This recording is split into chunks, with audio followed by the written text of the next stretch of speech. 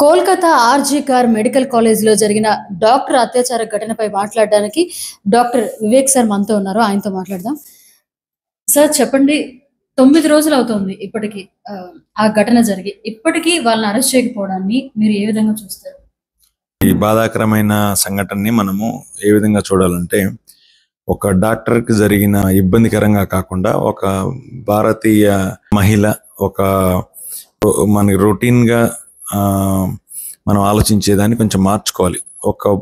ఒక బాలిక, ఒక యువతి, ఒక సామాన్య యువతి అనుకున్నా కూడా అటువంటి దౌర్భాగ్యమైన పరిస్థితిలో ఇంత ఇబ్బంది పడతా ఆ లాస్ట్ చివరి నిమిషాలు కావచ్చు, అది ఎంత సఫర్ అయి ఉంటుంది అనేది మనం ఊహించుకోవాలి. కానీ ఇది ఊహించేదానికి, వినేదానికే చాలా ఇబ్బందికరంగా ఉంది. బట్ మనకి పేషెంట్స్కి ఏదైనా హెల్ప్ చేయాలని చెప్పేసి ఈవెన్ సమ్టైమ్స్ వాళ్ళు అవుట్ ఆఫ్ అవర్స్ కూడా వర్క్ చేసిన కండిషన్స్ కూడా ఉంటాయి. సో వాళ్ళకి ఈ టైంలో కావాల్సింది సేఫ్టీ. అండ్ వాళ్ళు ప్రాణాన్ని పణంగా పెట్టేసి ఈ రోగుల కోసం అంత సర్వీస్ ఇస్తున్నప్పుడు గవర్నమెంట్ సైడ్ నుంచి కూడా, అండ్ గవర్నమెంట్ని ఒక్కడినే మనం బ్లేమ్ చేయలేము, సామాన్య ప్రజల్లో కూడా మార్పు రావాలి.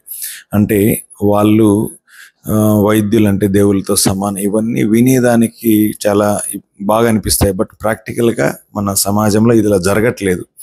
అది ఇంత చేశారు అనుకున్నారు. ఈవెన్ కొంతమంది మనకు తెలిసి నెల్లూరులో కానీ వేరే ఊర్లలో కానీ ఈ కరోనా సమయంలో పేషెంట్లకు సేవలు చేస్తూ ప్రాణాలు కోల్పోయిన ఉన్నారు. వాళ్ళకి తెలుసు, అంటే ఆ సర్వీస్ చేసే టైంలో వాళ్ళ ప్రాణాన్ని కూడా కష్టమైన సంగతి వాళ్ళకి తెలుసు. అయినా కూడా దాన్ని లెక్క చేయకుండా చాలామంది, మనకి నెల్లూరులోని చాలామంది చూసాము. అట్లీస్ట్ 3 డాక్టర్స్ మనకి చాలా సీనియర్స్ అయ్యి వాళ్ళ ప్రాణానికి కష్టం అని తెలిసి కూడా వాళ్ళు సర్వీస్ చేస్తూ ప్రాణత్యాగం కూడా చేశారు. బట్ ఇలాంటిది ఒక మహిళగా, ఒక డాక్టర్గా మనకి సమాజం కూడా మన ఆలోచనలు మార్చుకోవాలి. వాళ్ళతో ఎలా మాట్లాడతామో, వాళ్ళతో ఎలా బిహేవ్ చేయాలనేది కూడా మార్చుకోవాలి. అలాగే ప్రతి ఒక్కరిలో మార్పు రావాలి. అంటే ఇప్పుడు ఏదైనా ఒక విషయంలో చెడునే మనం చూస్తున్నాము, బట్ దానిలో మంచి చూడట్లేదు. అలాగే ఒకరికొకరు తోడుగా మనకి ప్రతి ఒక్క పర్సన్, డాక్టర్ కావచ్చు, లేదంటే ఎనీ ఎంప్లాయీ కావచ్చు, లేదంటే నార్మల్ ప్రజానికం కావచ్చు, పక్కన వాళ్ళ గురించి ఎప్పుడైతే వాళ్ళ మంచి కోసం మనం ఆలోచిస్తామో అప్పుడు ఇటువంటి కండిషన్స్ ఏమీ మనం చూడం. అండ్ ఇదంతా మార్పు ప్రతి సమాజంలో ఉన్న ప్రతి ఒక్కరిలో రావాలి. అలాగని మనం ఓన్లీ కొంతమందిని మనము తప్పుపడడానికి లేదు. ఇది మార్పు అనేది చాలా మందిలో రావాలి. తప్పు అనేది కూడా చాలా మందిలో ఉందని నేను తెలియజేస్తున్నాను. డాక్టర్కి ఇంత ఘోరమైన అత్యాచార ఘటన జరిగినా కూడా అత్యవసర కేసు లాంటివి చూస్తూనే ఉన్నారు. పేషెంట్స్ కోసం డాక్టర్స్ అనేవాళ్ళు 24 గంటలు కూడా వీరు అత్యవసర కేసులను చూస్తూనే ఉన్నారు. ర్యాలీల్లో పాల్గొంటూనే ఉన్నారు. ఈ ఘటన ఖండిస్తూనే ఉన్నారు. ఇప్పటికి కూడా న్యాయం జరగలేదు. అధికారులు కూడా, మన అధికార పక్షంలో ఉండే వాళ్ళు కూడా కనీసం సపోర్ట్ కూడా ఇవ్వటం లేదు. దీని మీద మీరు ఏ విధంగా చూస్తారు? ఇది IMA తరపున యాక్చువల్లీ ఒక 24 hours కంప్లీట్గా నార్మల్ ఎలెక్టివ్ పేషెంట్స్ని చూడకుండా ఓన్లీ ఎమర్జెన్సీ వరకు చూస్తూ చేశాము. అండ్ వీళ్ళంత వరకు కొంతమందికి పేషెంట్స్ కూడా ఎందుకు మీరు చేయట్లేదంటే వాళ్ళని కూడా ఎడ్యుకేట్ చేసే విధానంగా కూడా చేశాము. బట్ ఇవన్నీ ఒక రోజులో జరుగుతాయని నేను అనట్లేదు. బట్ ఒక సీరియస్ యాక్షన్ అనేది అందరి తరపున, ప్రజల పక్షాన, గవర్నమెంట్ సైడ్ నుంచి, అలాగే పొలిటీషియన్స్లో మెయిన్గా, అలాగే వాళ్ళతో పాటు ఈ గవర్నమెంట్ అఫీషియల్స్లో కూడా ఒక ఆలోచన అనేది మొదలవ్వాలి. అది కార్యాచరణలోకి రూపుదాల్చాలి.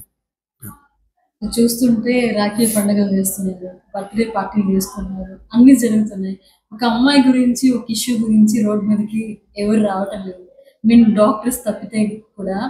నేను ఇందాకే చెప్పినట్టుగా ఇది కేవలం ఒక డాక్టర్కి జరిగిన ఘటనలాగా ఆలోచిస్తున్నారు స్టిల్ ప్రజలు. బట్ అది ఎప్పుడైతే ఇందాక ప్రజల్లో కూడా మార్పు రావాలన్నది దీని గురించి.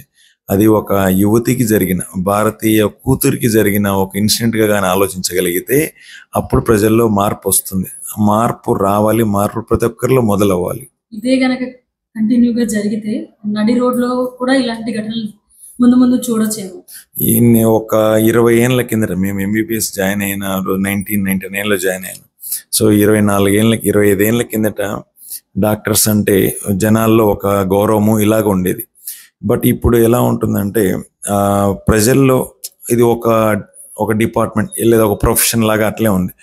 బట్ ఏ పేషెంట్ గురించి అయినా డాక్టర్ వాళ్ళు ఊహించని విధంగా ఆలోచిస్తారు. అంటే వీళ్ళకి బాగా అవ్వాలి, ఏ విధంగా మనం బెటర్ చేయొచ్చు, లేదా సమస్య ఉంది దాన్ని వాళ్ళ బాధ ఆవేదన అవన్నీ వింటూ వాళ్ళకి ఏ విధంగా అయితే మనం బెటర్ చేయొచ్చు అనేది ఆలోచిస్తూ ఆ విధంగా ట్రీట్మెంట్ ఇస్తారు.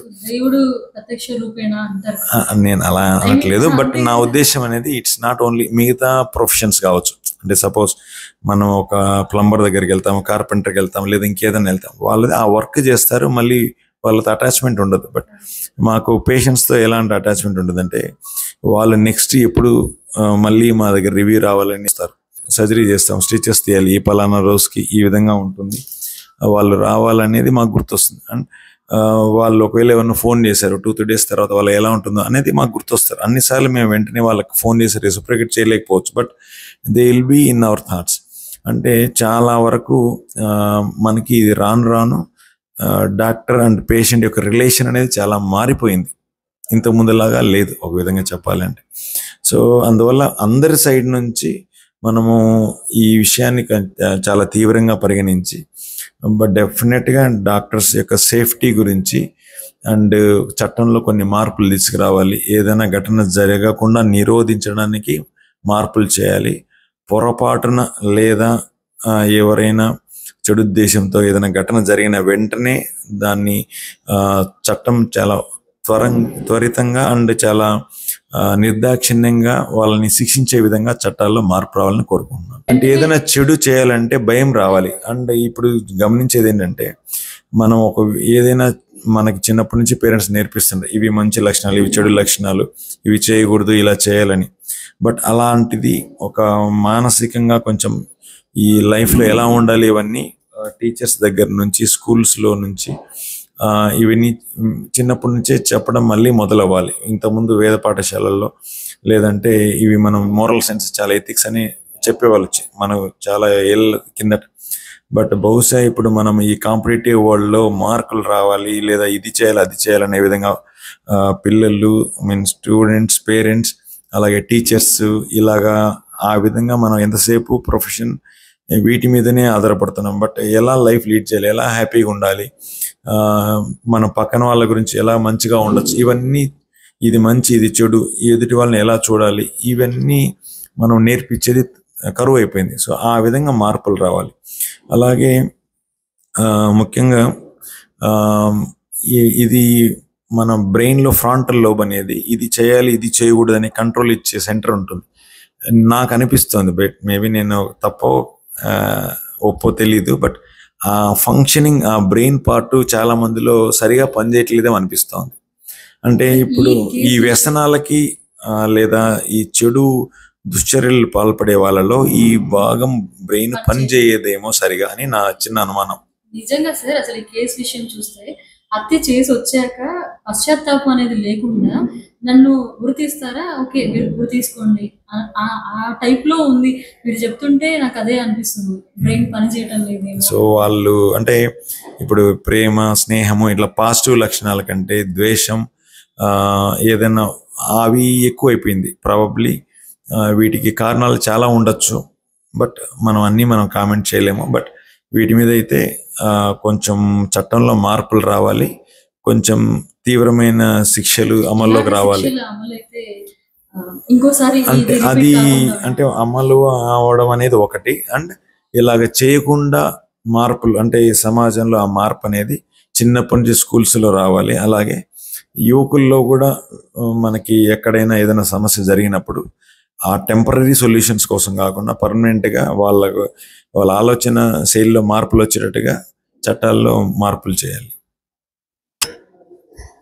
సో ఇదండి డాక్టర్ వివేక్ ఆర్థో గారు కఠినమైన శిక్షలు అమలు చేస్తే గనక ఖచ్చితంగా కొంతవరకు నివారించవచ్చు ఇలాంటి ఘటనలు అని చెప్తున్నారు. ఇవి చూస్తూనే ఉండండి మన HN9 టీవీ. మరిన్ని అప్డేట్స్ కోసం మన HN9 టీవీ ఛానల్ ని సబ్స్క్రైబ్ చేసుకోండి.